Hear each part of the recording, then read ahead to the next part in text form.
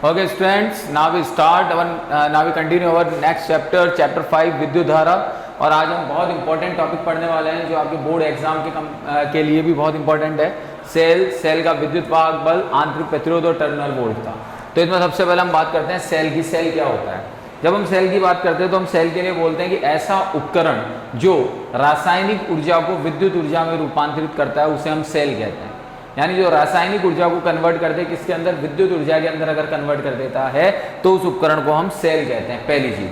दूसरी चीज, सेल एक ऐसा उपकरण है जिसके द्वारा स्थायी विद्युत धारा प्रवाहित होती है, हमेशा इससे कांस्टेंट करंट ही बाहर निकलेगा, इसे हम सेल कहेंगे। सेल के अंदर दो इलेक्ट्रोड होते हैं, जैसे जो चिन्ह हमने बनाया है ये एक सेल का बनाया है। इसके अंदर दो इलेक्ट्रोड होते हैं और ये दोनों इलेक्ट्रोड विद्युत अपघट्य घोल में डूबे हुए होते हैं। इसमें जो दो इलेक्ट्रोड है उसमें एक इलेक्ट्रोड कहलाता है एनोड और एक इलेक्ट्रोड कहलाता है कैथोड।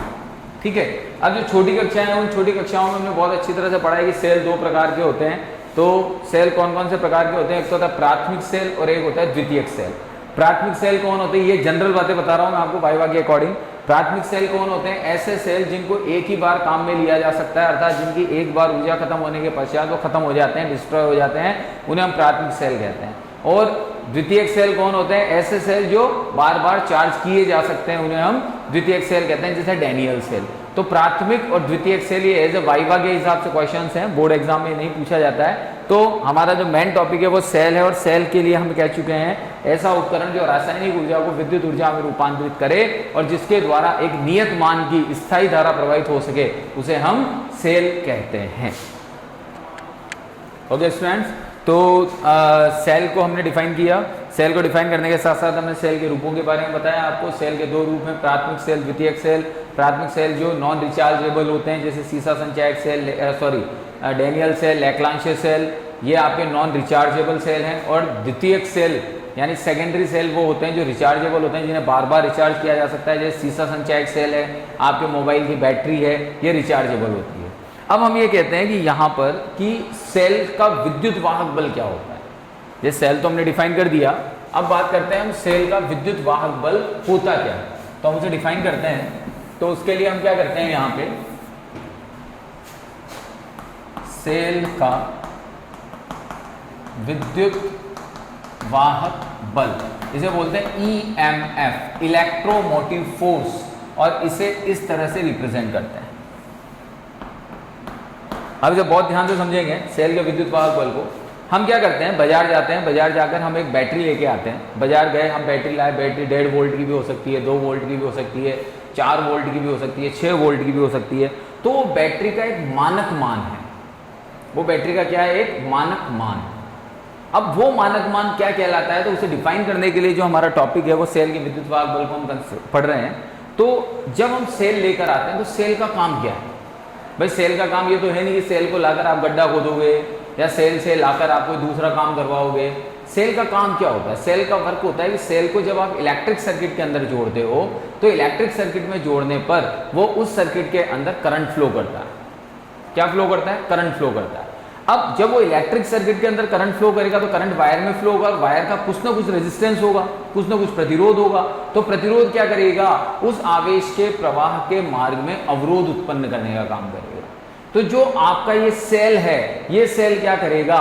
उस आवेश को उस प्रतिरोध से लड़ने के लिए शक्ति देगा, उसे धक्का देगा ताकि वो उस प्रतिरोध को पार कर जाए। तो सेल का मुख्य कार्य क्या हो गया? सेल का मुख्य कार्य ये हो गया कि आवेश को परिपथ में प्रवाहित कराना, इलेक्ट्रोमोटिव, इलेक्ट्रॉन को मोटिवेट करना। किस चीज के लिए? सर्किट में घूमने के लिए। और उसे घूमने के लिए वो क्या प्रोवाइड करता है? फोर्स, जिस कारण से हम इसे कहते हैं इलेक्ट्रोमोटिव फोर्स। तो सेल का मुख्य कार्य क्या है? प्रतिरोध के अगेंस्ट जाकर आवेश को परिपथ में प्रवाहित होने के लिए धक्का देना, उसे पुश करना। ओके स्टूडेंट्स, तो अब हम सेल के विद्युत वाहक बल को डिफाइन करते हैं। जैसा मैंने अभी आपको बताया कि सेल का मुख्य कार्य क्या है। सेल का मुख्य कार्य परिपथ में करंट को फ्लो करवाना, परिपथ में जो आवेश है उसे प्रतिरोध के विरुद्ध धक्का देना, पुश करना। लेकिन हम ये कहते हैं कि अगर सेल एकदम फ्रेश है, फ्रेश से मतलब उसे इलेक्ट्रिक सर्किट में जोड़ा हुआ नहीं है, उसे किसी विद्युत परिपथ में जोड़ा हुआ नहीं है, तो जितना उसका वोल्टेज है वो उसका मैक्सिमम वोल्टेज होगा। वो उसका मैक्सिमम विभवांतर होगा। तो हम यहाँ पर ये कहते हैं, अगर हम यहाँ सेल के विद्युत वाहक बल को परिभाषित करते हैं तो हम ये भी जानते हैं कि सेल के अंदर 2 इलेक्ट्रोड होते हैं और खुला परिपथ और बंद परिपथ। आप बहुत अच्छी तरह समझते हैं खुला परिपथ और बंद परिपथ क्या होता है। खुले परिपथ का मतलब होता है जहां सर्किट वर्किंग प्रोसेस में नहीं होता, और बंद परिपथ का मतलब होता है जहां सर्किट वर्किंग प्रोसेस में होता है। ठीक है, तो बैटरी कब खत्म होगी या बैटरी कब काम करेगी? जब वो बंद परिपथ में होगी। ठीक है, जबकि विद्युत वाहक बल को मैं आपको समझा रहा हूं। विद्युत वाहक बल का मतलब क्या है? Maximum voltage. और मैक्सिमम वोल्टेज किसी भी सेल का कब होगा? जब वो अनयूजेबल होगा, जब वो उपयोग में नहीं होगा। तो यहां पर जब हम बात करते हैं विद्युत वाहक बल की, तो विद्युत वाहक बल के लिए हम यहां पर डिफाइन करते हैं कि खुले परिपथ में, जब हम विद्युत वाहक बल की डेफिनेशन लिखते हैं तो हम क्या लिखते हैं? खुले परिपथ में सेल के कितने टर्मिनल होते हैं? 2। कौन कौन से? एनोड और कैथोड। सेल के 2 टर्मिनलों के मध्य का विभवांतर क्या कहलाता है? सेल का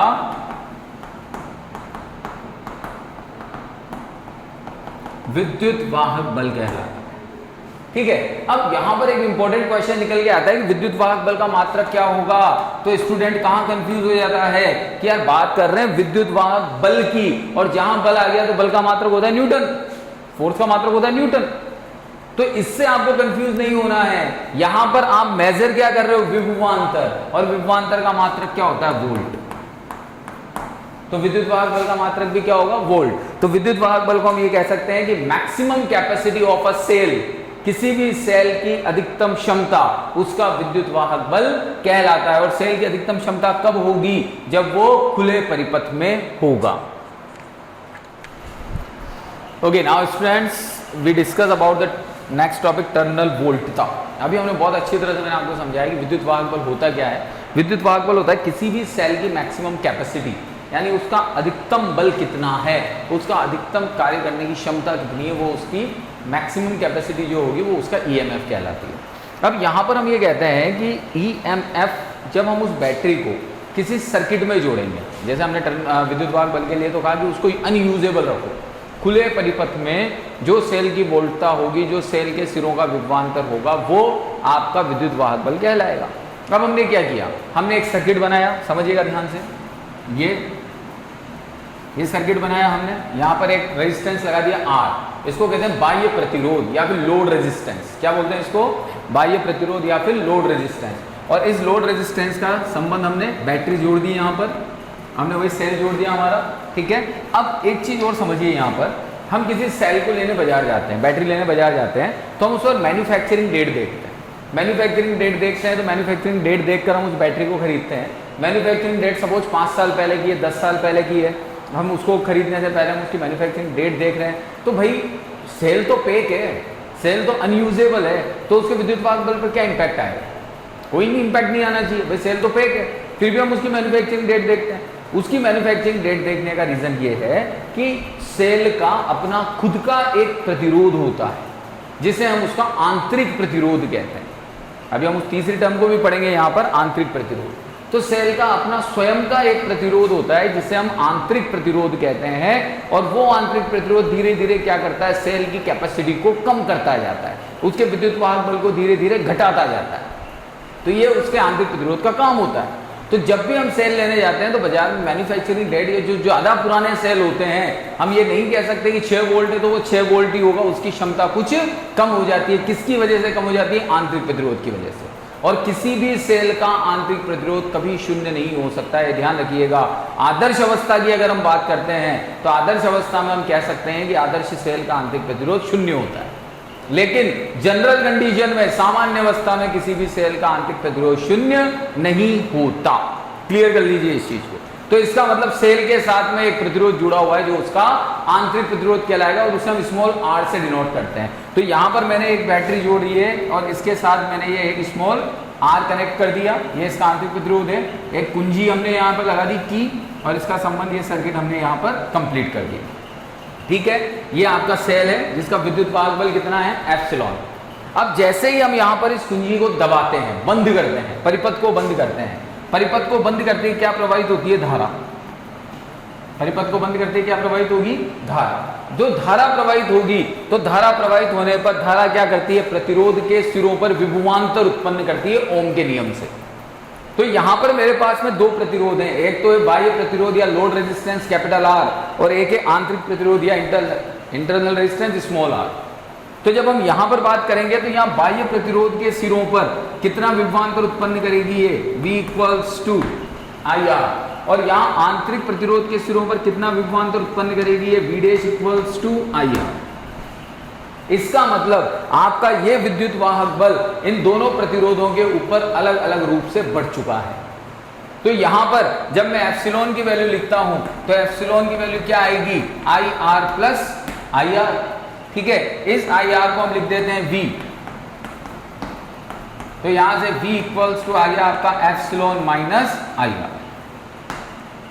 ठीक है, तो यहां पर अब हम डेफिनेशन क्या बनाते हैं टर्मिनल वोल्टता की, कि जब सेल बंद परिपथ में होता है तो यहां लिखते हैं हम सेल के बंद परिपथ में होने पर उसके दोनों सिरों के मध्य का विभवांतर क्या कहलाएगा? दोनों सिरों के मध्य के विभवांतर को हम क्या बोलेंगे? यहां पर दोनों सिरों के मध्य का विभवांतर उसकी टर्मिनल वोल्टता कहलाती है। आ रही बात समझ में? तो वापस मैं एक बार रिपीट कर रहा हूं कि कोई भी सेल अपने आप अपनी विद्युत वाहक बल क्षमता को क्यों खोता है? उसके आंतरिक प्रतिरोध की वजह से, क्योंकि उसकी आंतरिक प्रतिरोध उसकी कैपेसिटी को कम करता हुआ चला जाता है। अर्थात हर सेल के साथ उसका आंतरिक प्रतिरोध कनेक्टेड होता है। किसी भी सेल का आंतरिक प्रतिरोध शून्य नहीं हो सकता। सिर्फ एक अवस्था है, आइडियल कंडीशन, आदर्श सेल का आंतरिक प्रतिरोध हम शून्य मान सकते हैं। यहां पर मेरे पास सर्किट के अंदर एक बाह्य प्रतिरोध कैपिटल आर जुड़ा हुआ है और इस सेल का खुद का आंतरिक प्रतिरोध है स्मॉल आर। जैसे हमने कुंजी को कनेक्ट किया, कनेक्ट करते ही यहां से धारा प्रवाहित हुई। ओम का नियम ये कहता है कि ये प्रवाहित धारा इस प्रतिरोध के सिरों पर क्या उत्पन्न करेगी? विभवांतर। तो यहां तो उत्पन्न किया आई आर, यहां उत्पन्न किया आई स्मॉल आर। ठीक है, तो दोनों ऐड होकर किसके बराबर हो गए? विद्युत वाहक बल एप्सिलॉन के बराबर। तो यहां से हमने V का मान निकाल लिया। तो टर्मिनल वोल्टेज को हम कैसे प्रोवाइड करेंगे कि जब सेल बंद परिपथ में हो तो सेल के टर्मिनलों के या सेल के सिरों के मध्य का विभवांतर उसका टर्मिनल विभवांतर या टर्मिनल वोल्टता कहलाती है। और टर्मिनल विभवांतर या वोल्टता की बात कर रहे हैं, इसलिए इसका मात्रक भी क्या होता है? वोल्ट। ओके स्टूडेंट्स, बहुत इंपॉर्टेंट टॉपिक जो हमारा है ये चल रहा है अभी, और बहुत इंटरेस्टिंग टॉपिक भी है और आप लोगों को भी इंटरेस्टिंग लग रहा होगा। हमने अभी तक दो चीज़ें बताई आपको, एक तो विद्युत वाहक बल, एक टर्मिनल वोल्टता। विद्युत वाहक बल खुले परिपथ में सेल की क्षमता, और टर्मिनल वोल्टता बंद परिपथ में सेल की क्षमता। अब थोड़ा सा यहाँ हमें ये समझना है कि अगर मैं इस बैटरी को यहाँ कनेक्ट करके धारा प्रवाहित करता हूँ तो धीरे धीरे बैटरी की क्षमता क्या होगी? धीरे धीरे बैटरी की कैपेसिटी क्या होगी? कम होगी। बैटरी की क्षमता धीरे धीरे कम होगी डेफिनेटली। भाई जब आप इसको काम में लोगे तो धीरे धीरे इसकी क्षमता क्या होगी? कम होगी। क्यों? क्योंकि प्रतिरोधों के सिरों पर विभव पतन हो रहा है, विभव डिस्चार्ज हो रहा है। तो इसको हम कहते हैं बैटरी की क्षमता कम होना, मतलब अनावेशन की अवस्था। इसको हम कौन सी स्थिति कहते हैं? अनावेशन की स्थिति। ठीक है, अब जब हम यहाँ अनावेशन की स्थिति की बात करते हैं तो अनावेशन की स्थिति में जो सेल का विद्युत वाहक बल है वो है एप्सिलॉन, और जो टर्मिनल वोल्टता है वो है V। ठीक है, तो इस अवस्था में, अनावेशन की अवस्था में एप्सिलॉन और V में से कौन बड़ा होगा? तो आप कहेंगे सर नॉर्मल सी बात है कि जब आप स्टार्टिंग में बैटरी कनेक्ट कर रहे हैं तो डेफिनेटली उसकी क्षमता ही ज्यादा होगी, विभव पतन तो धीरे धीरे आगे होगा।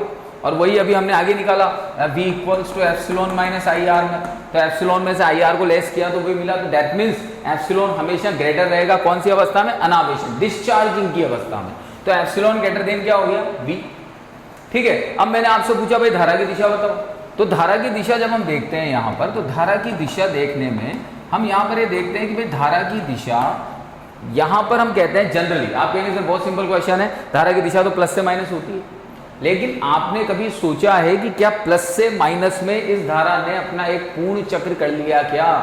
इस माइनस से इलेक्ट्रॉन निकला, ये इलेक्ट्रॉन यूं चला और ये चक्र पूर्ण करके प्लस पे आ गया, तो क्या ये पूरा चक्कर हो गया क्या? नहीं हुआ। अभी तो ये सेल के अंदर का भी भाग है जहां पर ये इलेक्ट्रॉन चक्कर लगाएगा, जहां पर ये इलेक्ट्रॉन चलेगा। तो इसका मतलब यहां पर धारा की दिशा की अगर मैं बात करता हूं तो धारा की दिशा सेल के बाहर जो होती है वो होती है प्लस से माइनस, और जो सेल के अंदर होगी, क्योंकि सेल के अंदर इलेक्ट्रॉन प्लस से माइनस जाएगा तो धारा माइनस से प्लस, तो माइनस से प्लस। ये चीज समझने की बहुत इंपॉर्टेंट चीज है। जनरल चीजें बता रहा हूं मैं आपको, ये एग्जाम में नहीं पूछी जाती है, लेकिन हमें ध्यान होना चाहिए कि होता क्या। तो यहां पर हमने ये कहा कि हमने जब बैटरी को जोड़ा तो बैटरी को जोड़ने पर बैटरी की क्षमता में कमी आई, अनावेशन हुआ, उसकी डिस्चार्जिंग हुई। डिस्चार्जिंग हुई तो डिस्चार्जिंग होने की कंडीशन में क्या हुआ, एप्सिलॉन ग्रेटर देन V हो गया, और सेल के जो धारा थी वो बाहर तो प्लस से माइनस और अंदर किधर भाई माइनस से प्लस। ओके, अब हमने ये कहा कि भाई जो द्वितीयक सेल होते हैं, अभी हमने द्वितीयक सेल के बारे में डिस्कस किया था, सेकेंडरी सेल कौन होते हैं, तो आप कहेंगे सर सेकेंडरी सेल वो होते हैं जिन्हें चार्ज किया जा सकता है। तो चार्ज करने के लिए आपको क्या करना पड़ेगा, आपको कोई एक हैवी बैटरी यहां पर कनेक्ट करनी पड़ेगी। वो हैवी बैटरी क्या करेगी, इस बैटरी को चार्ज करेगी, और उस चार्ज कंडीशन को हम कहते हैं आवेशन की अवस्था।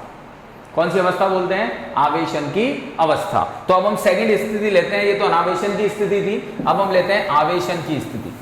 तो अब लेते हैं हम आवेशन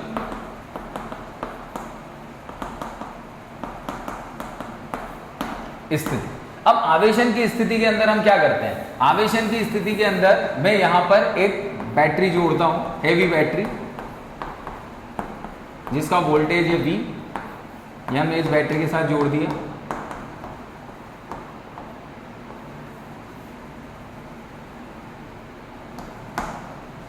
ठीक है, अब क्या होगा कि ये हैवी बैटरी है, इसका वोल्टेज ज्यादा है, तो धारा भी इसी की वजह से प्रवाहित होगी, धारा इसकी वजह से प्रवाहित हुई I।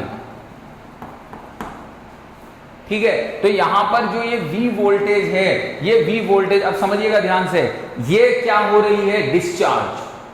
जो बड़ी बैटरी, जो हैवी बैटरी है, वो तो हो रही है अनावेशित, और जो छोटी बैटरी है वो हो रही है आवेशित।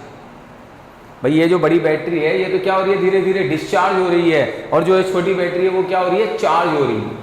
तो ये तो आपकी डिस्चार्जिंग है और ये चार्जिंग है। तो यहां पर V इक्वल्स टू डिस्चार्ज होकर किस किस में कन्वर्ट हुई, एप्सिलॉन प्लस, ये I इस रेजिस्टेंस के सिरों पर जाएगा तो क्या मिलेगा, IR प्लस IR। ठीक है, तो ये आपका रिलेशन किस अवस्था में आया, आवेशन की स्थिति। अब आवेशन की स्थिति में अगर ये रिलेशन आया तो यहां पर हम ये कहते हैं कि भाई आवेशन की अवस्था में V और एप्सिलॉन में क्या रिलेशन निकलेगा, तो साफ नजर आ रहा है V ग्रेटर देन किसके होगा, एप्सिलॉन के।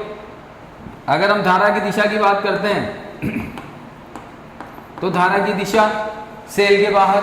अब आप कहोगे सर सेल कौन सा काम में लूं, बड़ा छोटा, तो भाई आवेशित किसको कर रहे हो, इसको, आवेशन तो इसका हो रहा है ना, पढ़ भी तो किसको रहे हो, आवेशन को, ये तो निरावेशन हो रहा है, इसलिए उससे तो मुझे कोई मतलब ही नहीं है। तो आवेशन के अंदर धारा किधर बह रही है, आवेशन के अंदर धारा का प्रवाह हो रहा है माइनस से प्लस। आवेशन के अंदर धारा कैसे बह रही है, माइनस से प्लस, बाहर की ओर, और अंदर की ओर कैसे बह रही है, प्लस से माइनस। ठीक है, अब हम ये कहते हैं कि भाई ठीक है, हो गया काम इसका पूरा, लेकिन अगर सेल खुले परिपथ में होता है, तो अगर खुले परिपथ में होगा तो खुले परिपथ में हम आदर्श अवस्था में आंतरिक प्रतिरोध को क्या मानते हैं, 0। सेल की आदर्श अवस्था जो होती है, सेल की आदर्श अवस्था, या इसको कह सकते हैं खुला परिपथ, तो खुले परिपथ में R इक्वल्स क्या माना जाता है, 0। इंटरनल रेजिस्टेंस होगा ही नहीं, और इंटरनल रेजिस्टेंस नहीं होगा तो टर्मिनल वोल्टा किसके बराबर हो जाएगी, सीधी सीधी विद्युत वाहक बल के। तो ये आपकी टर्मिनल वोल्टा होती है। तो ये बहुत बेसिक डिफरेंस है विद्युत वाहक बल और टर्मिनल वोल्टा में, और इसीलिए मैं आपको बहुत तरीके से इसको समझा रहा हूं, और इसको ढंग से समझिएगा। ठीक है, तो आपका सेल हो गया, सेल का विद्युत वाहक बल हो गया, और टर्मिनल वोल्टेज हो गया। अब चूंकि टर्मिनल वोल्टता है तो इसका जो मात्रक होगा, मात्रक भी क्या होगा, इसका वोल्ट ही होगा। ठीक, अब हम नेक्स्ट टर्म उठाते हैं आंतरिक प्रतिरोध। ओके, तो अब हम बात करते हैं यहां पर सेल के आंतरिक प्रतिरोध की। इंटरनल रेजिस्टेंस ऑफ सेल होता क्या है। अगर हम एक सेल की सामान्य संरचना पर आते हैं तो सेल के अंदर 2 इलेक्ट्रोड होते हैं, एक तो आपका एनोड होता है पॉजिटिव, और एक होता है आपका कैथोड, ये होता है नेगेटिव। इसके अंदर विद्युत अपघट्य द्रव भरा हुआ होता है, ठीक है। इस विद्युत अपघट्य द्रव में पॉजिटिव और नेगेटिव आयंस होते हैं। क्या होते हैं इनमें? आयंस। अब क्या होगा कि जो पॉजिटिव आयन है वो तो इस पर ऐड होते चले जाएंगे और जो नेगेटिव आयन है वो इस पर ऐड होते चले जाएंगे, यानी इसकी धनात्मकता और इसकी ऋणात्मकता आपस में बढ़ती जाएगी। लेकिन इन विद्युत अपघट्य द्रव के अंदर जो ये आयनों की गति होती है, ये आयनों की गति एक दूसरे की गति का विरोध करती है, ये अवरोध उत्पन्न करने का काम करती है। तो हम आंतरिक प्रतिरोध कहते हैं कि सेल के विद्युत अपघट्य घोल में आयनों के प्रवाह में आने वाला अवरोध आंतरिक प्रतिरोध कहलाता है, ठीक है। यहां पर अंदर जो चलेंगे, अगर हम कहते हैं आपसे कि सेल के अंदर विद्युत द्वारा प्रवाह करने वाले मुख्य कौन, तो आयन की वजह से सेल के अंदर विद्युत द्वारा प्रवाहित होती है। तो सेल के अंदर आयनों के मार्ग में उत्पन्न अवरोध सेल का आंतरिक प्रतिरोध कहलाता है, और इस आंतरिक प्रतिरोध को हम स्मॉल r से डिनोट करते हैं। और इसके अगर मात्रक की हम बात करते हैं तो इसका मात्रक भी क्या होता है? ओम। प्रतिरोध है क्योंकि, तो इसका मात्रक भी क्या होता है? ओम। नेक्स्ट टॉपिक हम लेते हैं कि जो हमने तीन चीजें निकाली है, विद्युत वाहक बल एप्सिलॉन, आंतरिक प्रतिरोध स्मॉल r और टर्मिनल वोल्टता V, हम इन तीनों में संबंध देखते हैं। तो हम कहते हैं कि माना एक सेल है, माना एक सेल जिसका विद्युत वाहक बल एप्सिलॉन, टर्मिनल वोल्टता V तथा आंतरिक प्रतिरोध R है, ठीक है। तब बंद परिपथ में क्या होता है? बंद परिपथ में epsilon equals to V plus I R, यही होता है, ठीक है। अभी हमने लिखा बंद परिपथ की कंडीशन, तो V equals to epsilon minus I R. हम कहते हैं ओम के नियम से V equals to I R बाह्य प्रतिरोध के लिए, ठीक है। तो समीकरण 1 और 2 से क्या करते हैं हम? Epsilon minus I R equals to I R, यहां से इसको उधर ट्रांसफर किया तो I की वैल्यू निकाल ली यहां से, R प्लस आर, तो I इक्वल्स क्या आ गया आपका? Epsilon upon R plus R. तो ये तो हो गई आपकी परिपथ में प्रवाहित धारा, ये तो क्या आ गया आपकी परिपथ में प्रवाहित धारा। अब अगर मुझे सेल का आंतरिक प्रतिरोध ज्ञात करना है कि भाई सेल का आंतरिक प्रतिरोध क्या होगा, तो समीकरण 1 से वापस देखते हैं। समीकरण 1 से हमने देखा तो आई आर इक्वल्स क्या हो गया? एप्सिलॉन माइनस V, ठीक है। तो स्मॉल r निकालते हैं यहां से, तो स्मॉल r इक्वल्स क्या हो गया? Epsilon minus V upon I, okay. और I की वैल्यू क्या जानते हो ओम के नियम से? यहां से V बाई R, तो R equals to epsilon minus V by R, तो R ऊपर चला जाएगा। तो ये आपका किसका फॉर्मूला आ गया? सेल के आंतरिक प्रतिरोध, ओके। तो बेटा आज बहुत इंपॉर्टेंट टॉपिक्स हमने पढ़े हैं, सेल का विद्युत वाहक बल, सेल की टर्मिनल वोल्टता, सेल का आंतरिक प्रतिरोध क्या होता है, और इनसे बोर्ड एग्जाम में जरूर क्वेश्चन आते हैं, तो इनको थोड़ा ध्यान से पढ़ें, ओके। Thank you.